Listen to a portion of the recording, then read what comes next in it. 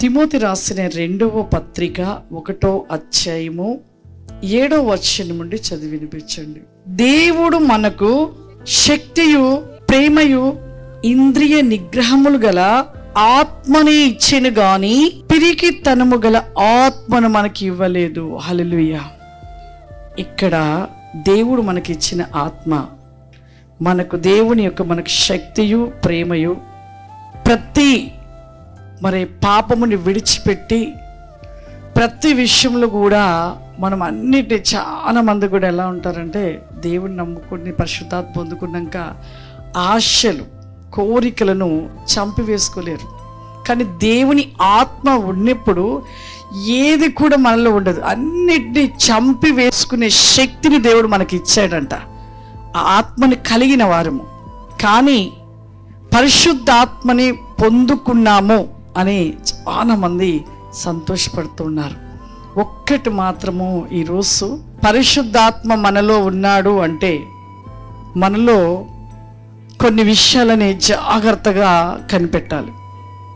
ఆత్మ కలిగి ఉంటే మనం చాలా చేంజ్ అయిపోతాం. ఎలా అంటే ఆయన ఆత్మ ఉంటే ప్రతి దానిలో కూడా ఓర్చుకుంటాం, ఆయన ప్రేమను చూపిస్తాం, పాపానికి చోటు ఇవ్వం.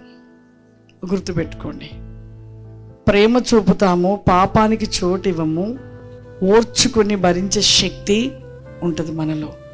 ఆత్మ కలిగిన వారిలో ఇంకా ఉండవలసింది ఏంటంటే ఒకరితో జగడమాడలేము, ఒకరిపై కొండెపు మాటలు చెప్పడము, ఒకరిని చూసి అసహించుకోవడము, ఒకరిని విమర్శించడము, ఇవన్నీ అపవాది ఒక లక్షణాలు. ఆత్మ ఉంటే మాత్రం ఇవన్నీ కూడా ఉండవు. మనము ఈ లోకములో ఉంటున్నవన్నీ ఆశలు కోరికలన్నిటిని కూడా అవి మనలో ఉండవు. అవన్నీ కూడా తొలగించుకోగలిగి దేవుని శక్తితో ఉండగలుగుతాము. అంటే వాటన్నిటి విషయంలో పాపానికి చోటు ఇవ్వకుండా దేవుని శక్తిలో దేవుని ఆత్మలోనే మనం నిలిచి ఉండగలుగుతాము. కానీ మనం ఎలా ఉంటున్నామంటే చిన్న తప్పే కదా, పాపమే చిన్నదే కదా, పరిశుద్ధాత్మ దేవుడు నాలో ఉన్నాడు అని చాలామంది కూడా అనాలోచితంగా ఉంటున్నారు. దేవుని ఆత్మ ఉంటే మాత్రం ఖచ్చితంగా పాపానికి చోటివ్వరు, ఇంకా దేవుని ప్రేమను చూపుతారు. అన్ని విషయాలను కూడా తట్టుకొని భరించి సహించి ఓర్చుకొని పాపమును విడిచిపెట్టి పరిశుద్ధతలో ఉంటాం. కోపం రాదు. కోపం వచ్చిందంటే లేనట్టే. ఒక పక్కింటామని మీరు తిట్టారంటే ఖచ్చితంగా పరిశుద్ధాత్మ లేనట్టే. విమర్శించుట అది భయంకరమైన పాపం. విమర్శిస్తుంటారు, ఒకరు అలా ఉన్నారు, ఒకరు ఇలా ఉన్నారు, కొండెపు మాటలు చెప్పడము, అక్కడ మాటలు ఇక్కడ చెప్పడం, ఇక్కడ మాటలు అక్కడ చెప్పడం. మనిషి ముందు ఒక మాట మాట్లాడతారు, మనిషి వెనక ఇంకొక మాట. ఇవన్నీ కలిగి ఉన్న వారిలో పరిశుద్ధాత్మ దేవుడు లేడు. ఒకరిని విమర్శించుట, బాధించుట, ఇబ్బంది పరచుట, కోపగించుట, అబద్ధములు చెప్పుట, అసూయపడుట, వ్యభిచరించుట, దొంగిలించుట, ఇవన్నీ కూడా మనసులో పెట్టుకొని మళ్ళీ పరిశుద్ధాత్ముడు మాలో ఉన్నాడు అనే ఒక భ్రమలో ఉండవద్దు. అపవాది కూడా అనేక విధాలుగా కూడా భ్రమపరుస్తూ ఉంటాడు. భ్రమపరిచే ఆత్మలో కూడా మనం నిలిచిపోయి కూడా నాలో పరిశుద్ధాత్ముడు ఉన్నాడు అనే భ్రమలో జీవించవద్దు.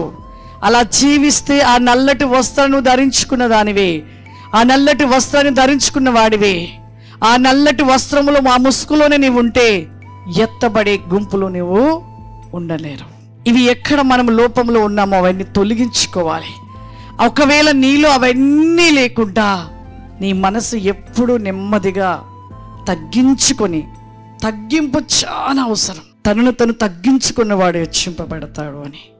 తగ్గించుకునుటలో, ప్రేమ చూపుటలో, అన్నీ మనము దేవుని యొక్క ప్రేమ చూపుటలో ఇంకా అనేక విషయంలో ఆయనలో నిత్యం ఒక పరిశుద్ధతలో ఉంటే ఖచ్చితంగా నీవు దేవుని ఆత్మలో ఉన్నవాడివే.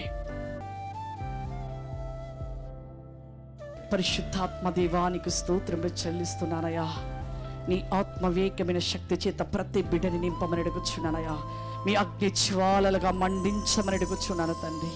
నీ శక్తి వేగము చేత నూతన శక్తి, నూతన ఫలము, నూతన అగ్ని, నూతన అభిషేకము చేత ప్రతి బిడ్డను నింపమని ఈ రోజు నుండి నాయన వెలిగించబడుతున్న ప్రతి బిడ్డన ప్రభా, ప్రతి దినము వెలుగుతూ అనేకులు వెలిగిస్తూ ప్రభా, చివరి నీ రాజ్యము చేరే వరకు ఈ వెలుగులోనే నిలిచి నమ్మకముగా ప్రభా నీలో నిలిచి ఉండే కృప ఆశీర్వాద వేగముల చేత నింపమని ప్రతి బిడ్డను దీవించి ఆశీర్వదించమని యేసుక్రీస్తు నామమున తండ్రి, ఆమేన్.